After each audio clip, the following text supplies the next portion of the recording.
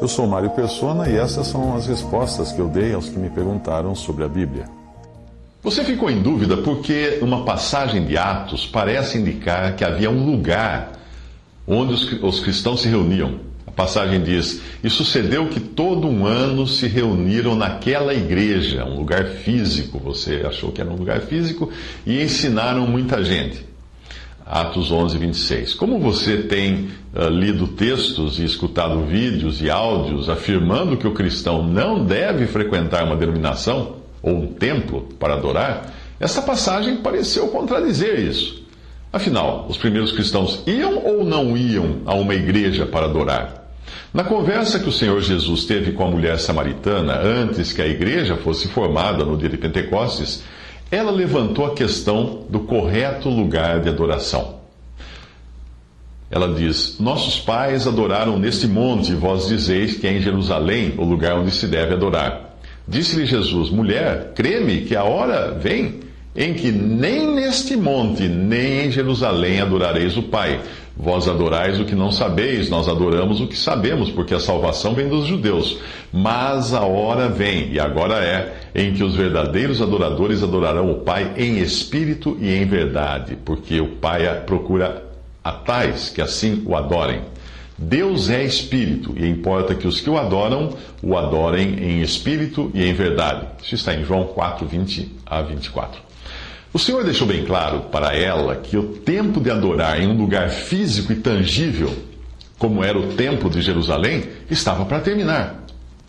A adoração seria então de outra maneira, e já não mais dependeria de um lugar tangível, um lugar físico, pois seria em espírito e em verdade. Seria uma adoração acessível a qualquer um em qualquer lugar, pois o espírito humano está sempre com o cristão, desde que fosse em verdade, ou seja, fundamentada na palavra de Deus. O Senhor declarou a respeito do Pai: a tua palavra é a verdade, em João 17, 17. E indo um pouco além, nós sabemos que o apóstolo Paulo seria escolhido para receber o mistério que desde os séculos esteve oculto em Deus, que tudo criou por meio de Jesus Cristo, para que agora, pela igreja, a multiforme sabedoria de Deus seja conhecida dos principados e potestades nos céus. Isso está em Efésios 3, de 1 a 10. Considerando que o próprio Pedro atestou que o que Paulo escreveu tem o mesmo status das outras escrituras, em 2 Pedro 3,16, nós podemos deduzir que o adorar em espírito e em verdade é adorar em conformidade com a sã doutrina, e não segundo aqueles que amontoariam para si doutores conforme as suas próprias concupiscências, como previa 2 Timóteo 4, de 3 a 4. Essa sã doutrina, o apóstolo Paulo não entregou apenas à igreja de Deus que está em Corinto, mas também aos santificados em Cristo Jesus, chamados santos, com todos os que em todo lugar invocam o nome de nosso Senhor Jesus Cristo. 1 Coríntios 1, versículo 2. Então, se o adorar em espírito e em verdade não é o mesmo que congregar em uma igreja de tijolos, como é que os primeiros cristãos iam a uma igreja, como fala o texto em Atos 11, 26? Se você entendeu o que não é igreja, fica mais fácil. Eu vou colocar agora algumas expressões, falar algumas coisas, dizer algumas coisas e colocar algumas expressões que normalmente são usadas com a palavra igreja. Bom, primeiro, igreja não é um edifício de tijolos, de pedra, tijolo, cimento. Não. Isso não é igreja. Agora, uma expressão: o passarinho fez ninho no telhado da igreja. Uma expressão que todos nós costumamos falar, referindo-se a um prédio de tijolos. Mas a igreja não é um edifício de tijolos. Segundo, a igreja não é uma denominação. As pessoas costumam dizer: o Antônio congrega na igreja batista, ou na igreja presbiteriana, ou na igreja Assembleia de Deus. Porém, a igreja não é uma denominação. A igreja não é uma ONG beneficente. A gente costuma ouvir dizer: a igreja enviará uma equipe de médicos aos desabrigados. A igreja não é uma ONG beneficente.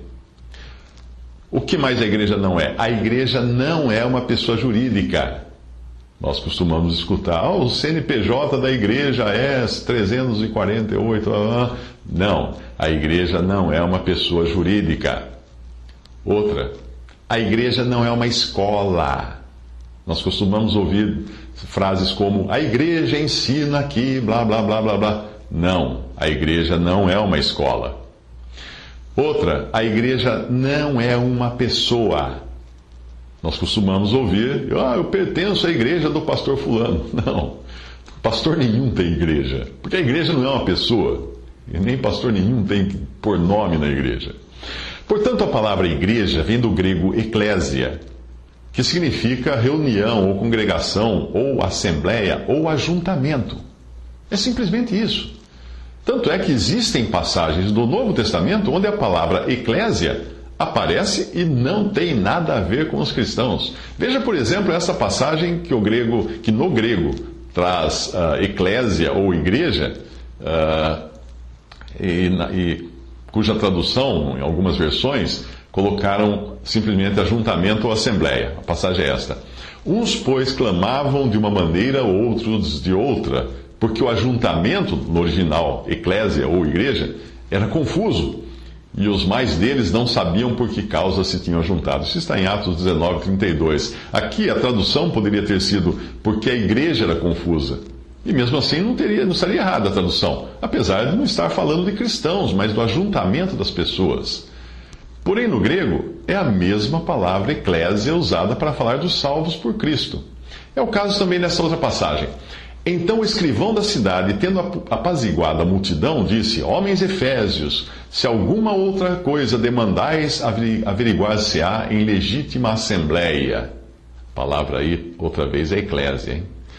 Na verdade, até corremos perigo de que por hoje sejamos acusados de sedição, não havendo causa alguma com que possamos justificar este concurso. E tendo dito isto, despediu a assembleia. No original está: despediu a eclésia. Atos 19, 35 a 41, essa passagem. Nos dois casos desta passagem, você poderia ler: averiguar-se-á em legítima igreja e despediu a igreja. Mesmo assim, a tradução estaria correta, porque a igreja é simplesmente ajuntamento de pessoas. Os tradutores da Bíblia, porém, para evitar confusões, preferiram utilizar palavras diferentes na tradução de eclésia, que passou a ser igreja para quando se refere a uma reunião de cristãos, e assembleia ou ajuntamento, em algumas traduções, quando fala de pessoas reunidas de maneira geral. Porém, a palavra na Bíblia é a mesma: eclésia, ajuntamento de pessoas, reunião, assembleia, é tudo a mesma coisa. Então, quando o versículo que você citou diz que sucedeu que todo um ano se reuniram naquela igreja, em Atos 11, 26, não significa que eles foram a algum prédio de tijolos, e nem que se fizeram membros de alguma denominação ou organização, mas que simplesmente participaram daquela assembleia, ou reunião, ou congregação, ou ajuntamento de irmãos em Cristo. Agora vem a parte interessante. Quando o escrivão de Éfeso despediu a assembleia, ou despediu a eclésia, a igreja, ou seja, o ajuntamento daquelas pessoas, dos cidadãos de Éfeso que estavam ali, os efesianos, após dar a eles as diretrizes de como apresentar legalmente as suas petições, aquela era uma assembleia, ou eclésia, dos efesianos, reunidos no caráter de representantes de Éfeso. Até aí, tranquilo entender. Quando os membros da igreja presbiteriana, eu uso presbiteriana aqui como exemplo, poderia usar qualquer outra denominação. Quando os membros da igreja presbiteriana se reúnem, essa é uma assembleia, ou seja, uma eclésia de presbiterianos reunidos no caráter de representantes da igreja presbiteriana. Nada de surpreendente aí. Agora, quando os cristãos se reúnem ao nome do Senhor, essa é uma assembleia ou eclésia de cristãos reunidos no caráter de representantes ou membros do corpo de Cristo. Se na assembleia ou eclésia, governada pelo escrivão de Éfeso, existissem alguns convertidos misturados naquela manifestação, eles certamente eram membros do corpo de Cristo, porém, eles estavam ali na qualidade de participantes de uma assembleia ou eclésia da cidade de Éfeso, dos cidadãos efesianos. E não representavam ali o corpo de Cristo. Eles representavam ali a cidade de Éfeso. Eles estavam com outros efesianos reunidos para deliberar aquelas coisas.